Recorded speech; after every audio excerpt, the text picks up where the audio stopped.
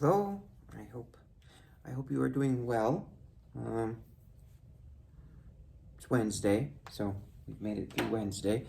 So we're gonna continue on with this activity. So Greta, I have yours right here. I printed yours off, so it looks good. You did everything correctly. You got a nice looking cow head there. So that's exactly what I was looking for. So, all right, so now we're gonna go and expand on this topic right here, okay? All right, so what you're going to do, and I'm gonna do an example first, is now we're gonna pretend that one's a cow, one's a bull, and you're going to have them create offspring. And what will the offspring give? So in the end, the other students have drawn this out, and I'll just randomly pull one out and then hold it up so that you can go ahead and do what I'm going to show you in this demonstration. So when we're talking about traits, remember how cattle look. For example, their size, their color, if they're horned or not, all come from their genetics passed down from their parents. So when farmers look for what qualities they want to put into their herd, they're going to go find bulls and cows that are going to give them the option. All right, so here's the one I drew for my students yesterday in class. Here's one I just randomly picked out for the kids to do. So we're going to mainly focus on this part here when we do this. So what you're going to need to do is get out a piece of paper again. Even if you wanted to do it on the back side of this, or because you're gonna need this when you do the exam. So what I'm gonna do here is I made 5 Punnett squares. Punnett squares are kind of easy ways to determine what offspring potentially can look like. So we're using the squares. They can be multiple sizes. They don't necessarily have to be squares. We often teach it in the Punnett square version, because it's a lot easier for students to understand. So we need 5 because we have 5 traits that we are working with here. All right, so I have the horns, the hair, the eyes, the spots, and the ears. So what I'm going to do is I'm always going to put mine down the side here. So I'm going to start with horns. My cow has horns, so it's going to be an HH. This one over here, cow, has no horns, so I'm going to put that one up here, small h, small h. Okay, so now if I do this, it's H, big H, little h. So big H, little h, big H, little h. So this square right here, out of the 4 potential, out of the offspring, 4 of them out of 4, all 4 will have a horn. So 100% horns. All the offspring from these two animals will have horns because horns is the dominant trait, as we have said. Okay, now, so what you're going to do here is then you're going to tell me the percent of what it's going to happen. So if we go to hair, okay, my hair is, I have straight hair, so it's big C, big C. She's got curly hair, so it's little c, little c. So if I do all this again, 100% straight hair. Okay, now if I go to eye color, okay, mine has a big E, little e, because it does have that blue eye, so that part's dominant, but it also has a green eye. All right, that one over there has green eye, so it's little e, little e. So if we do the math here,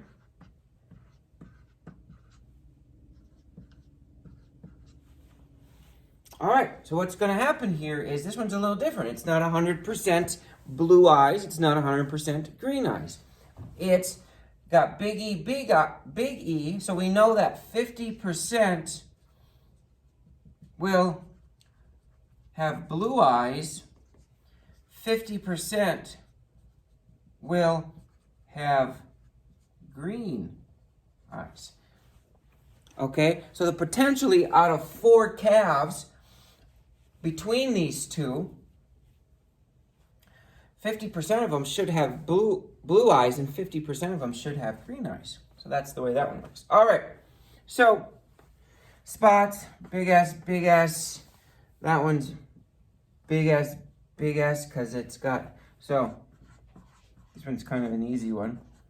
So this is 100% spots. All right, so we got ears. I have droopy ears, which is dominant. She's got erect ears, which is, so big D. Big D. Okay, so now if I go ahead here and I do this one's 100% droopy ears. All right, so we're kind of figuring out on these different traits here. For example, out of 4 calves between these two, all 4 of those calves would probably have horns.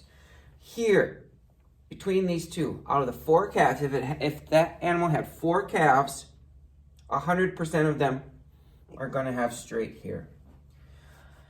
Out of those two, out of the 4 calves, 50% should have blue eyes, 50% should have green eyes. Should have.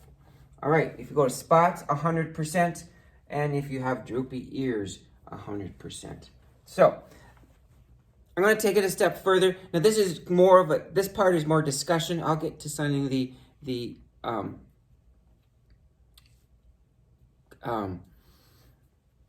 homework in a little bit here. So, now, so these two are first generation.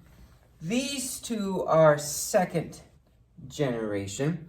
Okay, so what happens, let's say we are farmers and we care more about hair. Okay, so we want all of our animals to have curly hair. We want to get rid of all of the animals that have straight hair, because you know what? We don't want straight hair animals. We like the curly look in our animals. So eventually, so let's just go ahead and take a look at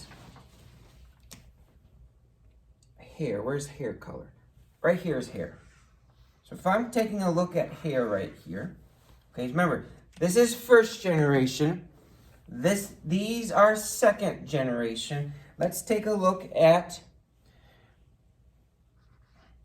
third. I'm just going to put this in green. Okay, let's say we're just going to focus on hair. So I'm going to take one of these.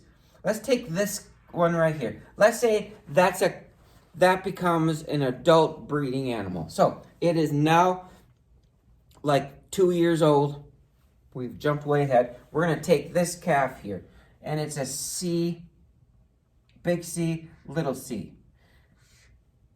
If I do a Punnett. Now, you go out and you buy, you buy another breeding animal for them to have offspring. We got here. So you looked for an animal that had curly hair. So this one has curly hair. So that's small c, small c. So if we go ahead and do our Punnett square for third generation, big C, little c, little c, little c, little c, little c. All right, so now this becomes, I'm going to turn you here. Now, for third generation, okay, so third generation, we have 50% with straight, and we have 50% curly. Remember, you're focused on you want curly hair in your breed. So, which calves will you keep and which calves will you sell to the market? You should be selling these calves, okay, and keeping these. Now, 50% have curly hair. Now, so this is third generation. Now you're still not producing 100% curly hair. All right, so you're gonna keep, let's just pull this one out. So now we're gonna go fourth generation, right here. So you're pulling one of these over here. Little c, little c. I might have to lower it. Do I have to lower the camera? Yeah, I do. Hang on for a second. You're gonna go for a little ride. Okay, that's good. So you got little c, little c. Now you're gonna go out, excuse me here.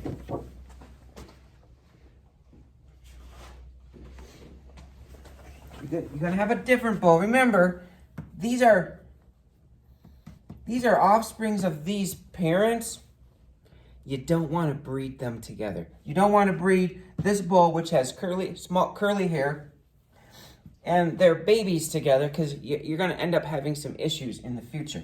Okay, so you went out and you bought another bull. It has curly hair, because that's what you want. So, little c, little c. Again, so little c, little c, little c, little c, little c, little c, little c, little c. So it's 100% curly. Think about it. It took 4 generations to get all of your animals to have curly hair. So that's sometimes what happens when a farmer, just the one I know, yeah. That's what happens when a farmer wants to breed in the genetics they want. It doesn't just take parents to offspring. It doesn't take one generation. It takes several generations. Sometimes it even takes up to 6 generations to get what you want in your herd. Okay, so if you think about it, so there's the mom and dad of these, of here, okay? So now these are grandparents. These are grandparents to these calves. These are great-grandparents to these calves. So look at it that way. So it took 4 generations to get 100% curly. So kind of an interesting way of trying to look about how farmers sometimes put genetics into their herd. All right, your task for today, Greta, is I'm going to get rid of, you don't have to do that. That was just a discussion. You don't have to do this. We do this in, well, eventually do it, but we don't do it today. So I'm going to get rid of this. And then I'm going to get rid of this. Okay. So your task for today is to use this guy right here that you've made, okay? And I'm going to give you this guy. So I'm going to zoom in, so when you start actually doing your Punnett squares, you can just pause the video so you know. So I would pause it like right about now, because that's what you're going to do. Okay? So you're going to use this. So these are the 2 that you're going to have your offspring. Make 5 Punnett squares like I did. Label them horns, hair, eyes, spots, and ears. Go ahead, fill out the Punnett squares. And then below it, tell me the % of what's going to happen. What is the potential out of 4 offspring? What would it be? So that is your task for today. All right, we'll see ya.